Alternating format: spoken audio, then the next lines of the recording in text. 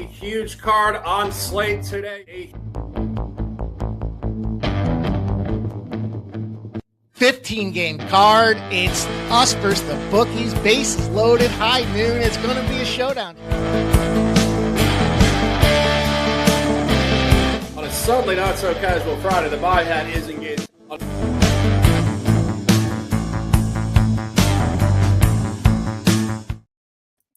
What's going on, everybody? Welcome to MLB Bases Loaded on this Monday. It is Monday, May the 11th, 2026. Small card on our hands today. Great conversation, 2 and 2. Just had a great weekend card yesterday. If you guys are hanging out at lunch hour on the East Coast, talk to us. West Coast, get your coffee. Mike, I'm excited to get in here. Brand new week. What's going on, brother?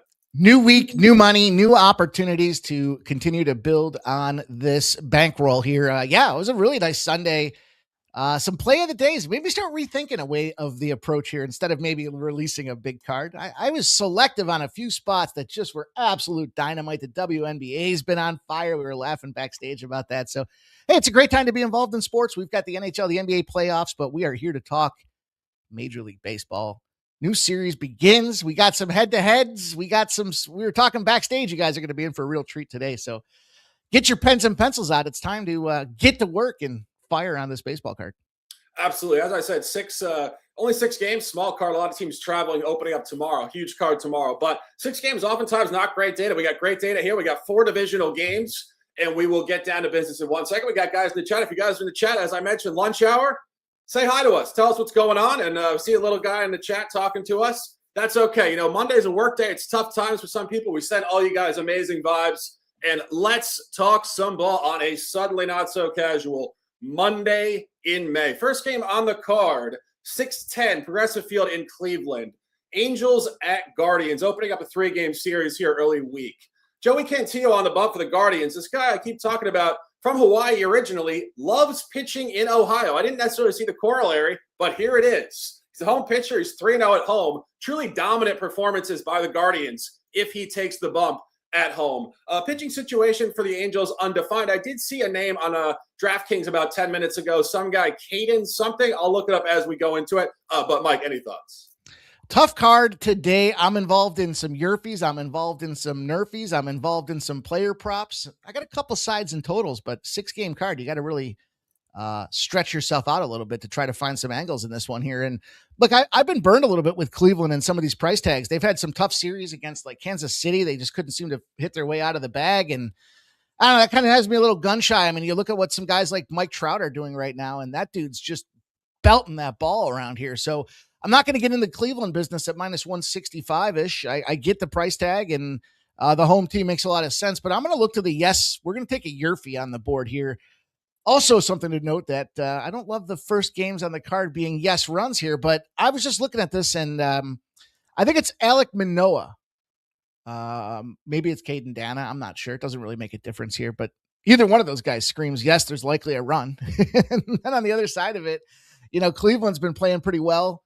When it does come to kind of starting off with some real, and you got Mike Trout in the top of the order, you know, you're facing off against Joey Cantillo. I talked about Cantillo being an over pitcher as of late. So these two kind of come down to it. I mean, look, the Angels don't strike out a ton. They're 7th best in the season against major league lefties. Give me the yes run first inning. And I got a nice little plus 100 price tag earlier today. Yeah, I wouldn't disagree. I'm going to give you guys Cleveland on the run line here. And truthfully, I think this is a pretty interesting spot when you're getting plus odds on the run line. Of course, that is accounting for the fact that they're not going to get the 9th inning. We don't think they need the 9th inning. I think there's going to be some margin in this game. This pitcher, Caden Dana here, making his first start of the year, did pitch late season last year in September extensively for the Angels. Very noteworthy stuff. Was actually 0-2 to the run line, last 2 on the road. Tuesday, 9-16 at Milwaukee. Got absolutely hammered in this portion of the country. 9-2, 5 earned runs in 3 2/3. Did take a margin loss, believe it or not, 3-1 at the Colorado Rockies as well. He actually did make his first appearance last year in April against this Guardians lineup. Did lose the game, not coincidentally, also by 2 runs, 8-6, 3 innings pitched, 1 home run against 2 earned runs. And as I mentioned, Joey Cantillo is just a buy pitcher at home, and the Guardians show up for this guy. Mike, I think it kind of correlates to what we say about sometimes the lineup's just liking the guy and showing up. It's Cantillo Day. Let's show up for this guy. 4-1 win against the Cubs back in April. That's far more impressive now that we know how good the Cubs are. 10-2 in the division against Kansas City, and 8-4, another really big one from the lineup for this guy against Baltimore. I think the Angels are in a sell spot. They're coming off a win in Toronto. The Angels are 0-5 straight up on the road this year off a previous road win. So they do not back up success on the road with more success. And yesterday was Jose Soriano Day. You got that win for the guy. They're not going to come with it this afternoon. And final point on this, Cleveland is coming off of 2 consecutive home losses over the weekend. They have not lost 3 in a row at home all year. They're a bounce-back team. They're a great spot. It's a heavy number for a reason. We're going to give you guys the run line. I do think margin develops. Take -1.5, and let's cash. Keeping it moving. Evening baseball in Baltimore. Divisional baseball, as I mentioned, 4 divisional games tonight. This one opening up a series, Yankees at Orioles. 5th matchup of the year. These teams did face off about a month ago in New York City. The Yankees absolutely demolished the Orioles by 5, 8, and 11 runs. 13 matchups this year. At some point, the Orioles will find something against the Yankees. Mike, does it come here tonight? I don't want to get involved in that side of things here. We saw the beatdowns, right? We saw the Rockies take out the Mets, and then just a couple weeks later, the Mets go out to Coors and slap them Rockies around. And boy, the Phillies really put a number on them boys as well here in recent form. But that aside, here with this Yankees and Orioles game, I don't want to try to get in the fade Yankees business right now. I know this offense, sputtered a little bit. They kind of shit the bed, for lack of a better term, this past weekend. So I get that situation, and Baltimore should be fired up and motivated after getting slapped like a little brother here. But the bottom line is against the division. The Orioles off a home win against the division are a fade team. You've cashed 7 in a row. You're 8-2 in your last 10. It's 78-45 for a banging 63.5% win rate. So I think there's definitely some power on the Yankee side of things. But you talk about being data abundant now, and that's the angle that I'm going to reach out to here, Shark. I'm looking at Ryan Weathers. Now, I've told you guys before that I don't like when the pitchers kind of get their rotation screwed up a little bit here, but this case, it was kind of, I don't want to say voluntary, but it was a paternity thing, right? So Mama Weathers is, having babies, and Papa Weathers decided he wanted to be there for it. So I can excuse the absence in this case. That being said, I'm looking at the strikeout numbers here. Through 7 starts on the season, he's got a nice little 3 ERA, but his K ratio is the number that I want to focus in on. 10.5 strikeouts per 9. Almost 29% strikeout rate here to start the season. So he's gone over 5.5 Ks 4 of 7 times this season. Not the best in terms of numbers, but you look at this Orioles team, top 10 in strikeout rates against the lefties there. They're just no good. They're striking out. They're ranking 7th overall at 24.6%. So I like some Weathers. I like him to get the punch outs over 5.5. It's sitting at -125. I'm also going to give you guys the yes run first inning in this game. So I told you I had to dig deep in the card today because it's just not an automatic knockdown drag out with only 6 games here. But just like we talked about in that Angels game, you got Aaron Judge in the top of the order. So that's a nice little boost out there. He can go yardstick at any given time. Couple that with the fact that when these two teams played, they went over the number 3 of 4 times. They got the yes run first inning, the last series. And, the New York Yankees, 5 of their last 6 series games here have gone yes run first inning. So give me some yes run first inning in this. Back-to-back yes runners, Shark. I hope that's indicative of runs on the card today. You're leading me right into it. I love it. My top look in this game is the over. I think you're going to see a lot of runs here. I think it's a great buy low for both lineups. The Orioles are coming off a win yesterday at home, not because they could score, however. It was only 2-1 against the A's. The previous 3 games, the Orioles lineup only mustered 3 runs at Miami, 3 against the A's, and 2. So this team is due to explode, and so are the Yankees. The Yankees just got swept in Milwaukee. The only other time this year the Yankees did get swept in a series, it was a road series at Tampa Bay, and the scores were very similar. Saturday into Sunday in Tampa Bay, the Yankees actually lost Saturday night 4-3 in 10 innings, came back with the same final score on Sunday, a 4-3 loss. When I was handicapping this before, I was kind of blown away by the beauty of this pattern. Go back to Saturday night in Milwaukee. They did just lose 4-3 in 10 innings and 4-3 yesterday. Those games in Tampa Bay were 5-4. Point being, back-to-back one-run losses, lineup not doing a whole lot. So I said, what did they do after getting swept at Tampa Bay? It was a Monday night, April 13th. Final score, 11-10 against the Angels. Complete explosion. It was Yusei Kikuchi at Warren. And final point on this is actually the second start of the year for Ryan Weathers against the Baltimore lineup. Not coincidentally, the previous game went way over, 9-4. The line was 8.5. This has moved up to 9. And if you look at this starter, Brandon Young, for the Orioles, he's not actually slated to be in the rotation. The Orioles just have a ton of injuries currently in their rotation. His only home starts this year, both extreme overs, one in the division against Boston, 10-3, one against Houston, 11-5. So this really connects with the Yankees bats awakening, Baltimore bats awakening, and it really does have great matchup data. Weathers will give up some runs, and Young will as well. Great over in this game. Take it, and let's cash. Let's keep it moving. Next game on the card, more divisional baseball. Red Sox got the night off to commiserate in Boston. The rest of the division is competing against each other, and this is going to be a good matchup north of the border. Drew Rasmussen at Kevin Gausman. Part 2, these pitchers did just face off going back a couple weeks, last week in Tampa Bay. Tampa Bay did win the matchup 4-3 and actually sweep that series at home against the Blue Jays. Mike, we were talking about this before the show, but very interesting. We're seeing sweeps and revenge angles tonight. Does Toronto begin their revenge against Tampa Bay? Yeah, this has been an interesting spot for this Toronto squad this year here. I told you guys to start the season, a lot of guys got mad at me. What are you saying that this team's going to be in for a downfall here? And I told you guys the AL East has been, they didn't have their best of seasons last year. But now you look at what's going on. Red Sox aside, they suck. But look, Tampa Bay's on fire. The Yankees bats are explosive. And then you bring in this Gausman cat. And look at it on the peripheral. His numbers look pretty good. However, when you start digging in deeper, you see that he's sub-1 strikeouts to innings pitched. Now, arguably, he's gone several innings, several games. He's had some really terrific performance here. But this line opened up at plus 123 on the Tampa Bay side of things here. You've got 59% of the bets, 78% of the cash. This will begin the disagreement because I think Tampa Bay, I certainly don't want to get in the way of fading Tampa Bay right now. They're just red fucking hot.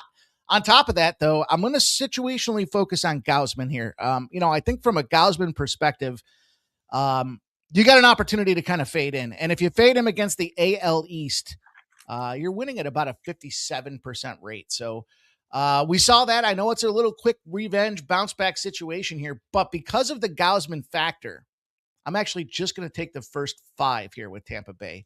I like the under 7.5 in this game. I think that's a really strong look. We saw these guys play previously, and that's the situation. That's the number that came across the pike here. But I know Springer's back, and that's certainly the straw that stirs the drink when it comes to the offense here for Toronto. However, I want to fade Gausman in this spot, and plus 105 is a nice price tag to do it.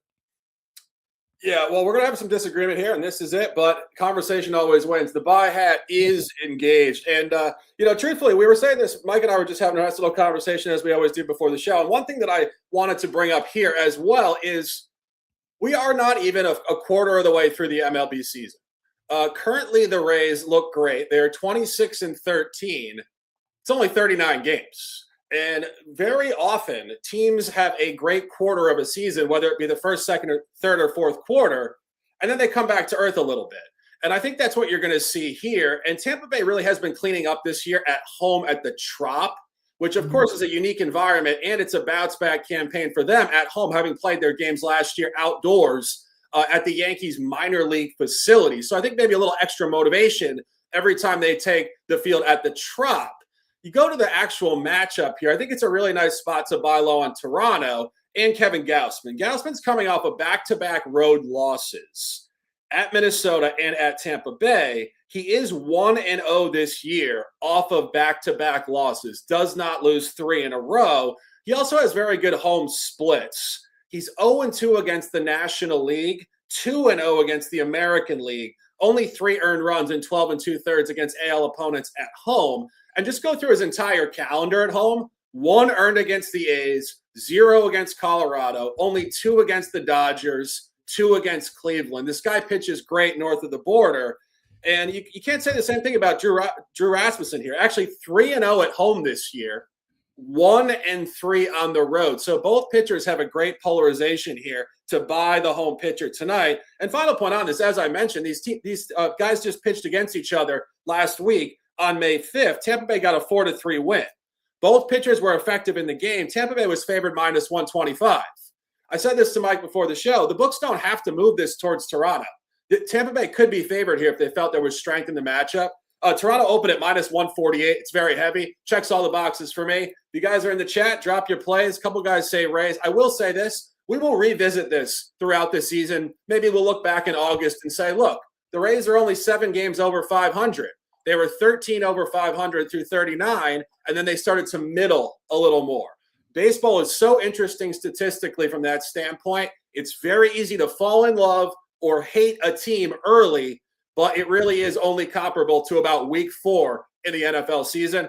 Take the Blue Jays. Mike, any final comments? I think this is a good opportunity for us to be head-to-head, and I think it leads us into another battle head-to-head. Absolutely. If you guys are in the chat, drop your plays. I know it's Monday. I know Mondays can be flat. We don't think it's flat. Mondays are for momentum, and let's keep it moving. Next game on the card. Not divisional baseball, interleague baseball, opening up a series tonight. Diamondbacks at Rangers. Michael Soroka at Nathan Eovaldi. Interesting spot here, disagreement here. Mike, where are you going with this one? Yeah, I'm going to go with the Rangers here, boys and girls. Listen, this is one of those spots, a couple things going on. Favorites in the interleague series are favorites for a reason. And, they tend to dominate, especially if the teams are coming off of victories. The books tend not to get those lines wronged. So, I'm a little unhappy to see that they open at minus 135, 57% of the bets, 45% of the cash come in on the Rangers. It has moved down 13 cents against them. But 2 things I know about the Rangers. One, Globe Life is an under haven, man. It has been just cashing and cashing and cashing. So how can you not take the under 7.5 in this case? The second thing I know is Eovaldi is a beast. And, listen, AL opponents, right? AL low totals, 7.5. So you want to take the favorite, 157-87. You fade the Diamondbacks in game 1 of a series, you're 120-62. What does that indicate? Well, it indicates the strength in the 1 versus 1. And I would say Eovaldi's that strength. And last but not least, Eovaldi as that strength as the home favorite against non-divisional opponents is 21-2.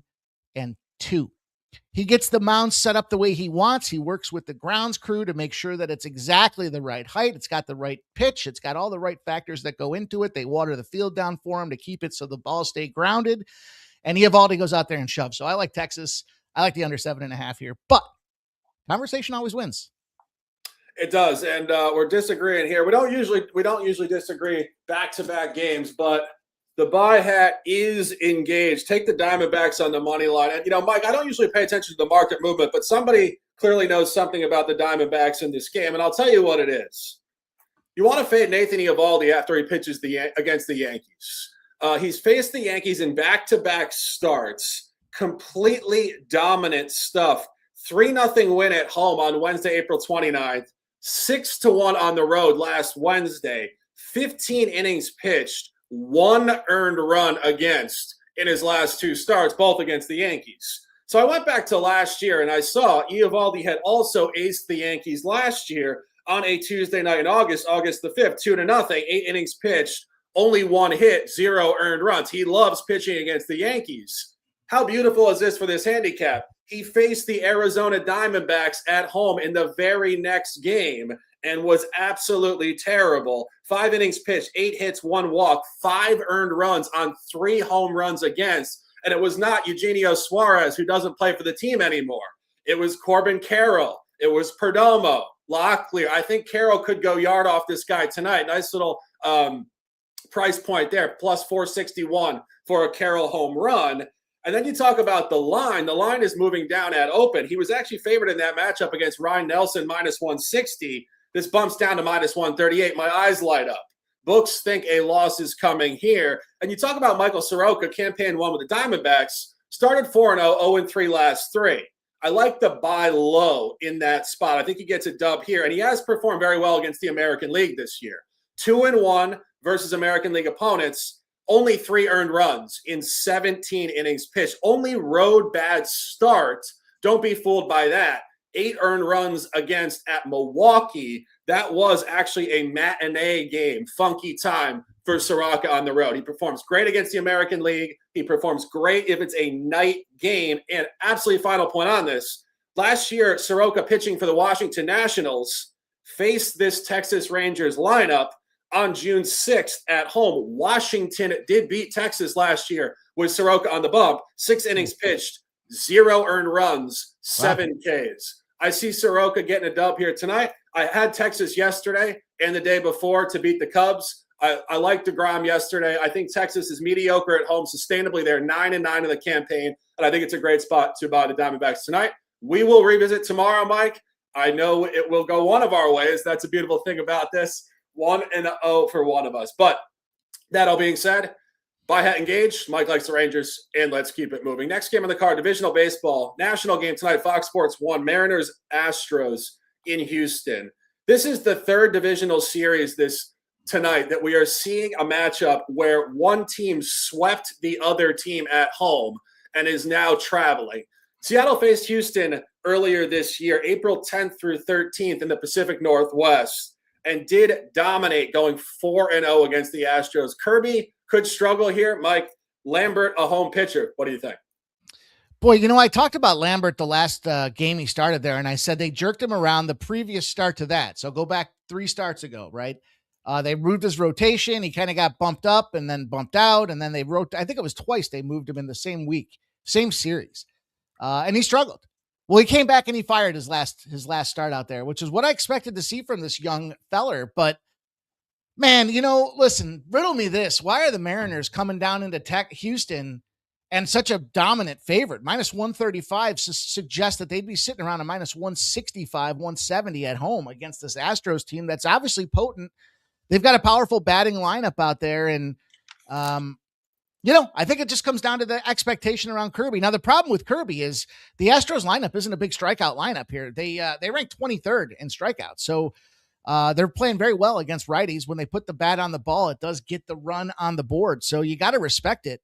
But I just think this line's got a stink to it. And that stink is when Seattle goes into Texas, they kick the piss out of Texas teams, whether it be the Rangers or the Astros.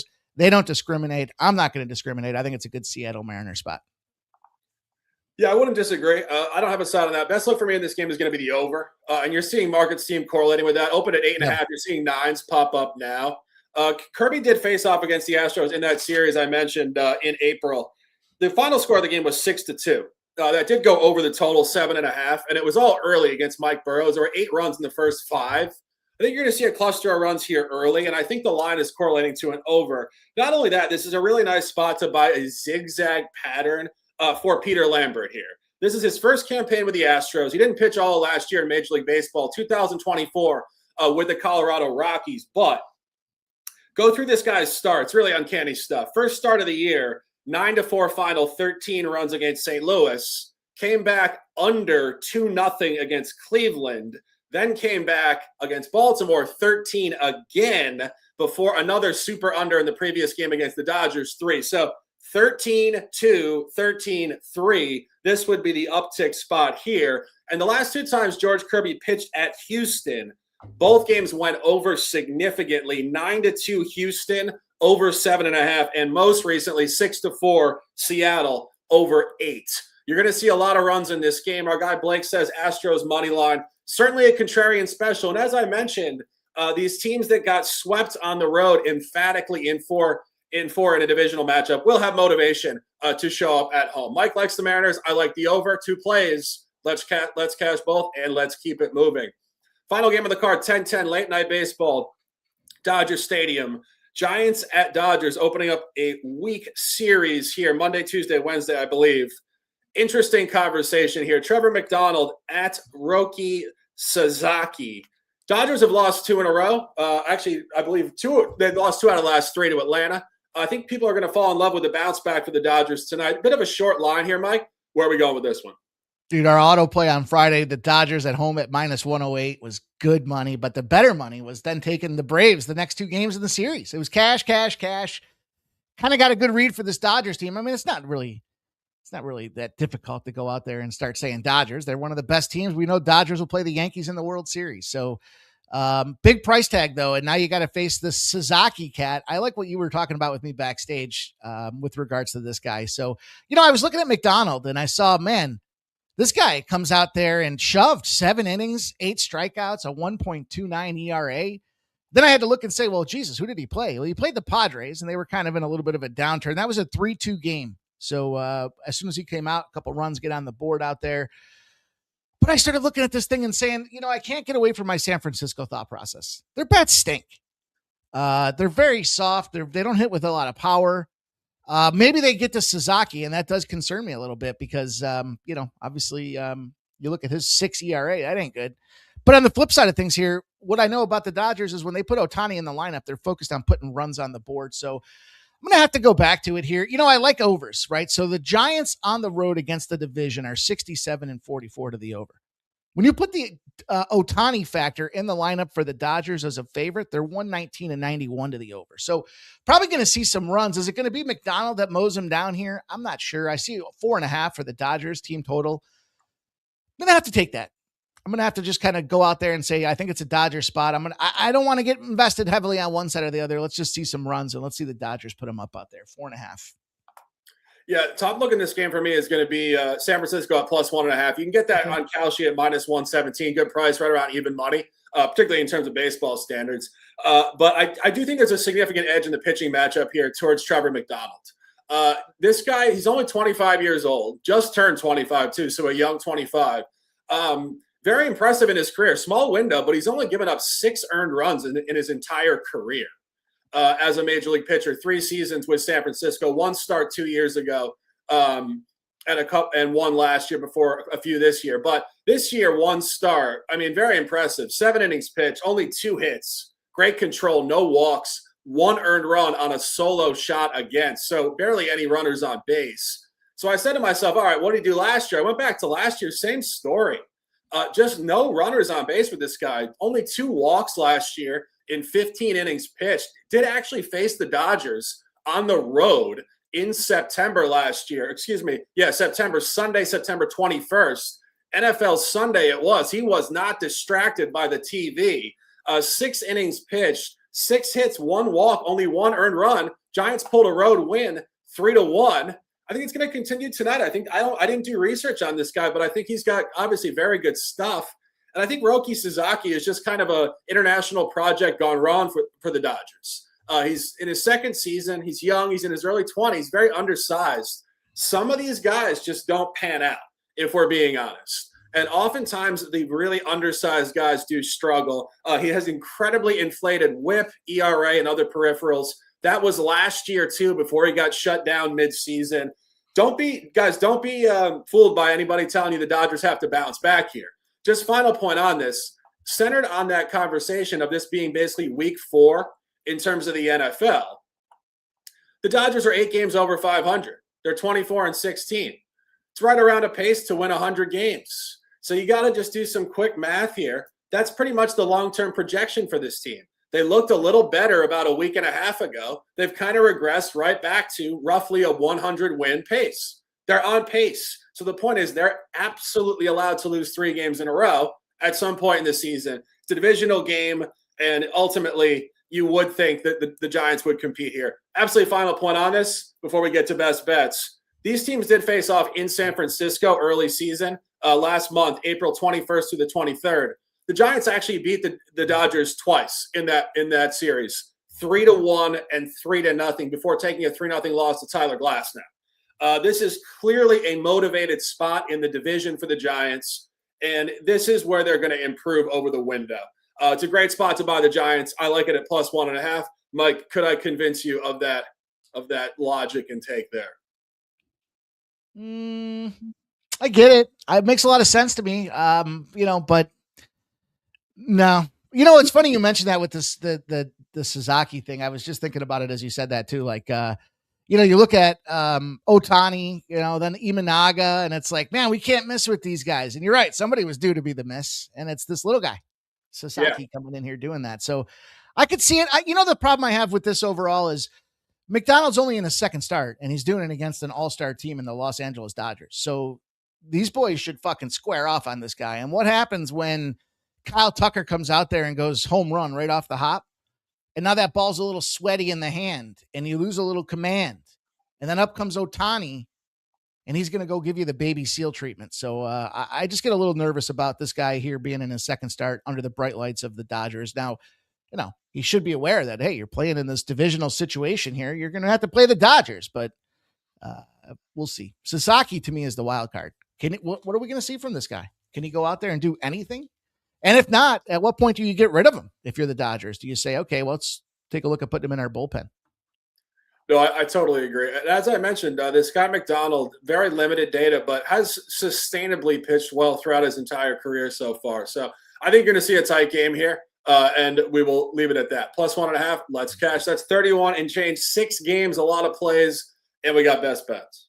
Yeah, so this is going to be an interesting best bet segment because somebody's going to be going home a winner and someone's going to be going home a loser. We got a bunch of disagreements and head-to-head spots, so that's going to happen when you got a 6-game card. That's why I try to focus on your fees, nerfies, player props, because we got to expand the number of options available to us. And with only 6 games, it's not so easy. So I'll give you yes run first inning in the Yankees game. I like that minus 120.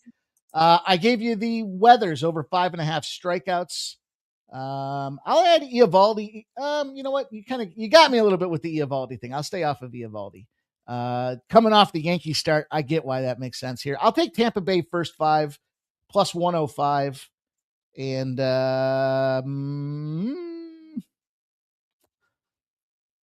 gosh, I guess I'll go with the Mariners minus 138. All right, I'll give you guys the Guardians on the run line. That's minus 1.5. You can get plus 123. As I said, Cantillo is 3-0 to the run line favorite at home. They back him with the bats, and he pitches well. It's a perfect merge dynamic there for an inflated final. I'll give you guys the Blue Jays, the buy hats engaged. Mike officially on the first 5, so we can both win that one. And I do have the Diamondbacks, and we're only going to have a few games here, so I'll give you guys a couple other ones. Why not? We can get the record going in the right direction with some of these late games. The Seattle-Houston over is a great look. As I mentioned, Kirby 2-0 to the over in Houston last year, both very high totals, and Lambert a little bit too clean. I think both lineups could tee off in this game. And we'll go with San Francisco plus 1.5. I think we're going to see a tight game there tonight. I think McDonald has sustainability here. I think Sasaki really is just a miss in the international market. So I have 1, 2, 3, 4, 5 official plays there. And that is that, Mike. No parlay today, I guess, since we're kind of all over the place. No, we kind of gave you guys the whole board. Can you give me some prices on these? I got your Cleveland. What do you got Toronto at? Yeah, let me go down the line here. See what we got here. Kalshi continues to be the best prices. If you guys are not on there, as we said, we're not sponsored by Kalshi, just giving you guys information as to where to get the best numbers. We're looking at the Guardians will be minus 1.5 at plus 1. Actually, they're offering plus 135. We can put that out there. Okay. We're rolling with the Blue Jays money line minus 117 Kalshi. Diamondbacks plus 117 Kalshi. And the over would be 8.5 minus 113. And the San Francisco plus 1.5 is minus 117. Yes, sir. Yes, sir. That is a lot of action for a small card, you guys. Got a flavor for everybody out there. Sides, totals, props. Yes, run first inning. I didn't have any no-run first innings today. Probably see them in the later card, but I don't want to back Sasaki to have a no-run first inning. So No, I agree. And Mike, I also think just in terms of a lot of these series yesterday going under in the finale on Sunday, if you guys just loosely went down the score sheet yesterday, you saw a lot of unders, particularly in the early cards. So that happens oftentimes. The last game of the series on the Sunday matinees, the bats are flat. As we say, pitchers show up big. It's their 1 out of every 5, kind of their championship game for the week, and the bats are just flat. So I think there's a bounce back. And, I say Mondays are for momentum. I think the players kind of feel that way too. They play all week. Sunday is a little flat for the lineups. Then they say, all right, we're in a new window here, new series. Let's get going. It's an evening game, big energy in these stadiums. Mike, any final comments? Good looking card this week, though. This is going to be a lot of fun as we roll into week 2 here at the Sports Money Network. And doing it every single day, you guys, Monday through Sunday. You're catching live streams, you're catching you're catching breakdowns, you're catching pregame, and at 5 p.m. you're catching the early look from Vegas with Ramon Scott at 9 a.m. And of course, my guy Shark and I, 12 p.m. The ponies will be flying out there. We released the new channel as well for the work-life balance. Consider this the work side. Consider the other side, the balance side of things here. And we'll see some gaming over there. We'll see some impromptu pop-ups and all the rest. But for now, on behalf of the Sports Money Network here, on behalf of my guy Shark, you guys, make sure you smash that thumbs up. If you're watching us in the replay, let us know. Let us know your best bets. Those likes count the same as well. So appreciate everybody taking the time to come hang out with us today. Yeah, absolutely. If you guys haven't given a comment, please comment below the YouTube video. It helps to bring people into the algorithm. It's interesting stuff because most people don't know how this stuff works. Your comment and we comment back. It actually helps to bring the show through the algorithm to a wider reach audience. So your comments are far more than just a little casual conversation with myself and Mike. It really does help.